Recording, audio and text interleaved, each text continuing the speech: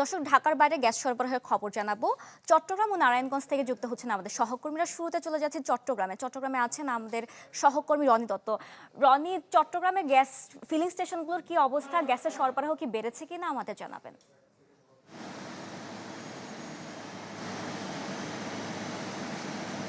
বুশরা, আগের যে সংকটটি ছিল, অর্থাৎ যেভাবে সংকটটি ছিল সেভাবে কিন্তু সংকটটি সেভাবে নেই।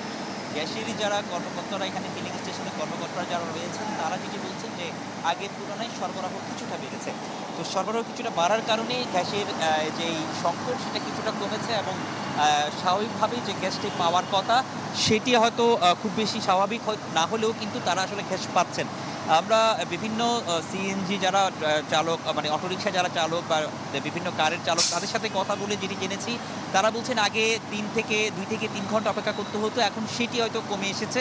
সেটি অপেক্ষা করতে হচ্ছে এখন 20 থেকে 15 মিনিট, কেউ আধা ঘন্টা, কোথাও কোথাও 1 ঘন্টা। বাংলা কিউআর যেখানে নগদ পেমেন্ট সেখানে। সারা দেশে 10 লাখেরও বেশি মার্চেন্টে নগদে পেমেন্ট করুন খুব সহজে।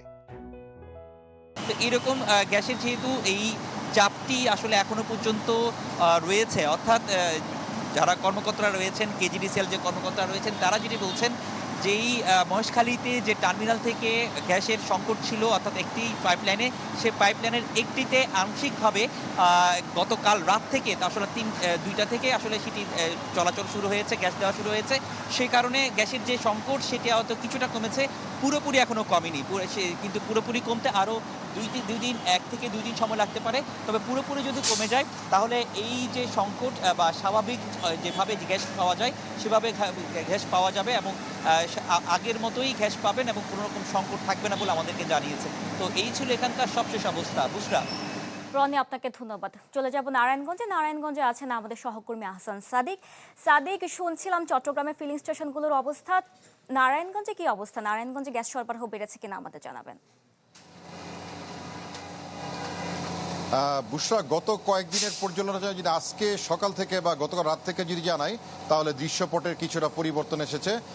এইমাত্র কিন্তু আমি যে ফিলিং স্টেশনটি রয়েছে সিএনজি, সেখানে খোঁজ নিলাম।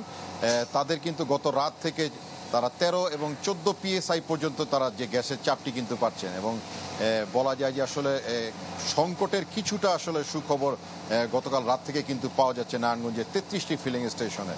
এবং এই কারণে যে ফিলিং স্টেশনে যে সিএনজি নিতে আসা যে সকল যানবাহনের একটি দীর্ঘ সারি দেখা যেত, সেটি কিন্তু আজকে সকাল থেকে কিন্তু সেটির কিন্তু পরিবর্তনের একটি দৃশ্য দেখা যাচ্ছে। তবে এই ক্ষেত্রে যদি একটু জানাই যে শিল্পাঞ্চল নারায়ণগঞ্জে, এখানে কিন্তু রপ্তানি যে সকল শিল্প রয়েছেন, তারা যে সকল মালিক রয়েছেন, তারা বলছেন এই বিষয়টি যেন অব্যাহত থাকা, তাহলে বাংলাদেশের যে রপ্তানি খাত সেটিকে আসলে টিকিয়ে রাখা সম্ভব হলে বলে তারা জানিয়েছেন। এই হচ্ছে নারায়ণগঞ্জ থেকে সর্বশেষ খবর।